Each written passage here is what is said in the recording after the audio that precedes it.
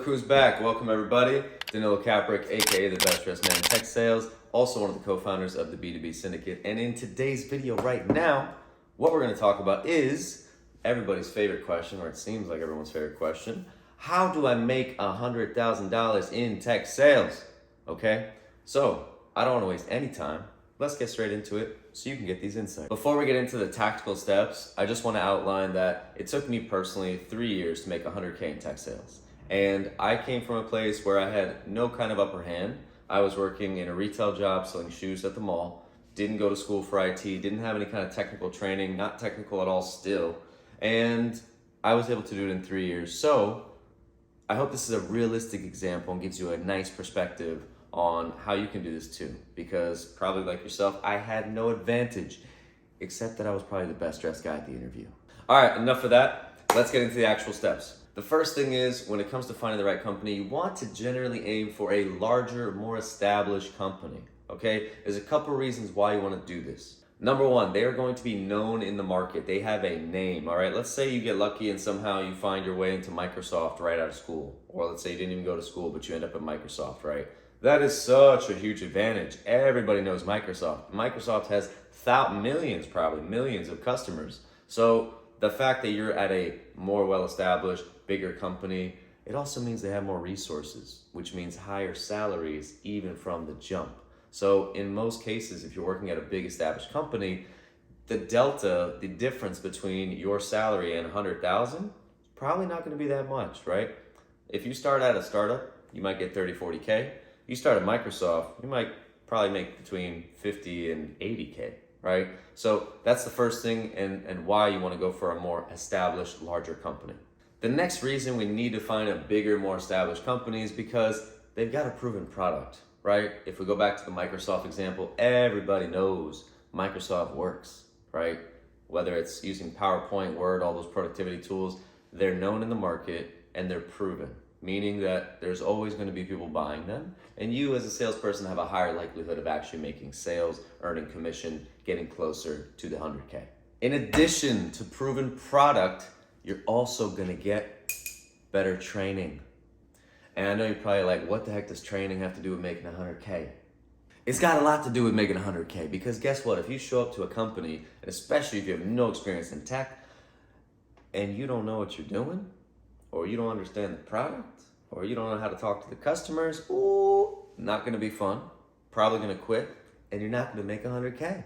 So recapping that first point, we want to work for the right company, preferably a bigger, more established company, because they're known in the market, proven product, and better training, okay? All of this is going to increase the likelihood of you making 100K. Step two, how to make 100K in tech sales is you gotta stay for at least 3 years. And don't get me wrong, you can make 100K in less than 3 years. But for most people, I'm talking about 70% of y'all watching this video, it's gonna take 3 years, okay? And the other data point that I have is there was a poll, I think 2 weeks ago I saw on LinkedIn, famous big sales influencer on there posted and said, how long did it take you to make 100K in tech sales? Majority of people said 3 to 5 years. So because of that additional data point, I'm sticking with my personal testimonial as well, which it took me 3 years. So in most cases, it's gonna take you 3 years. The other reason why you wanna stay for 3 years is because guess what? Your salary and your value in the market is going to increase in those 3 years. For example, every single year, like most jobs, you have an annual review. That is an opportunity to increase your base every single year, right? So if you only stay for 1 year or 2 years, you get minimal increase. If you stay for 3 years, that's 3 pay bumps. That again, just increased likelihood gets you closer to that 100K number. Also, if and when you leave the company, you are now more valuable.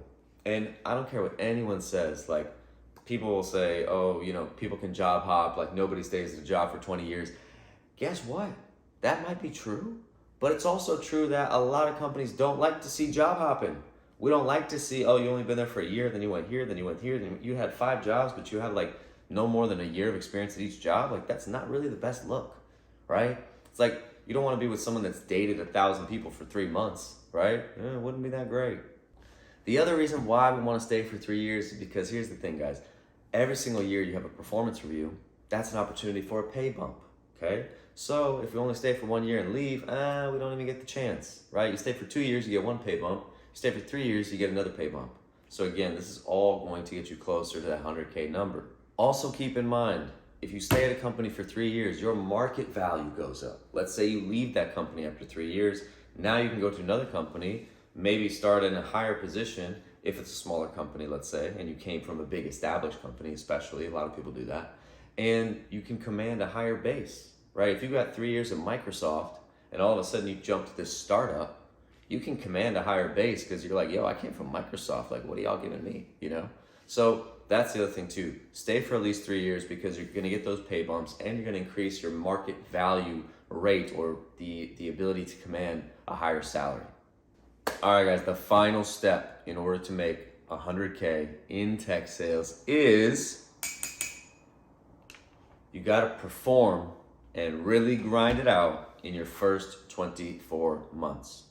The reason why you wanna perform for the first 24 months is, number one, you want to increase the likelihood of getting promoted and you wanna make it a no-brainer for management to put you at that next level.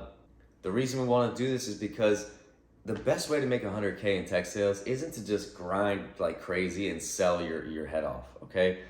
You can do that, but it's probably not gonna be sustainable. You might burn out, you might just get sick of it and then leave sales altogether. Instead, the better thing to do, the more sustainable thing to do is to minimize the difference between your base pay and 100K. And if you stay in tech for 3 to 5 years, you can command a salary of 90 to 100K. Very easy. I have personally done it. I've seen others do it, so I know it's possible. Also, if you perform in those first 24 months, you're gonna learn the skills, you're gonna learn the mindset, you're gonna make the mistakes necessary to hit 100K once you have that higher base. So just imagine you've grinded it out for 2 years with a lower base. Let's say they're paying you 40, 50K, right? You grinded it out, you made 80K, and now you've got a promotion and they're doubling your salary. Or maybe they're giving you 20% more salary. Now you still have that mindset, you still have that grittiness, you're still able to grind it out with that new base pay, and boom, 100K is that much more in reach because you've already got the mindset, you got the muscle down to grind it out and sell and make that commission, which will give you the difference between your base and 100K. So those are the 3 steps, guys, but let's go ahead and do a quick recap so we don't forget what we talked about. Step 1, we gotta work for the right company, okay? Preferably a bigger, more established company. Why? Because they're known in the market, they got a proven product, and they're gonna have better training. Step 2, you gotta put in that work for at least 3 years, okay? If you leave before that, number 1, it's not a good look, but number 2, you're kind of cheating yourself out of the pay bumps and ability to get a higher salary. You're also minimizing your market value because if you stay somewhere for 3 years and then you go somewhere else, you can command a higher base. Step 3 is we want to perform and go all out in those first 24 months. We want to do this because this increases the likelihood of us getting promoted, makes it a no-brainer for management, and once we do get that higher base after we get promoted, we've already got the grittiness, we've got the hustle down, we know how to grind, and we can now make that 100K because we've got a higher base and we know how to put in that work. Final thing I'll say, guys, is personally for myself, it took me 3 years to command a base salary of at least 90K, okay?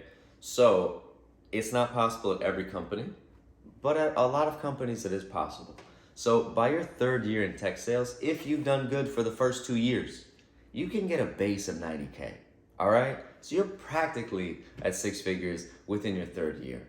And if you can't make 10K in commission, oh, you really had a bad year or something else happened. So I think that's the formula, guys. You want to work for the bigger companies, like I mentioned. You want to do really good in those first 2 years, get that base pay up. And then after that, you're pretty much there as a standard. So that's what my path has been like. Now I've been in tech sales for about a decade and my salary is over 6 figures. So that's the other thing too, guys. You can keep going up in base pay. Like I know people that have a base of 135, 155. So the longer you stay in this, the longer or the shorter it takes to make doctor money. Straight up, let's just put it like that. You stay in this for 10 years, you're a doctor. You stay in this for 20 years, you're a surgeon. You stay in this for 25 years, man, you're like both of them. So this field is very lucrative from a salary perspective, but you gotta stay in it. So there you have it, guys. If you liked the video, please give it a thumbs up right now. Also subscribe if you haven't done so already. And two last things.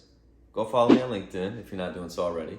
And if you are interested in getting into tech sales, or you're in sales and you just want to learn some advanced selling, psychology, or communication tactics, go to my Instagram page, sign up for our weekly newsletter, and even watch some of our advanced technique videos on the b2bsyndicate.io.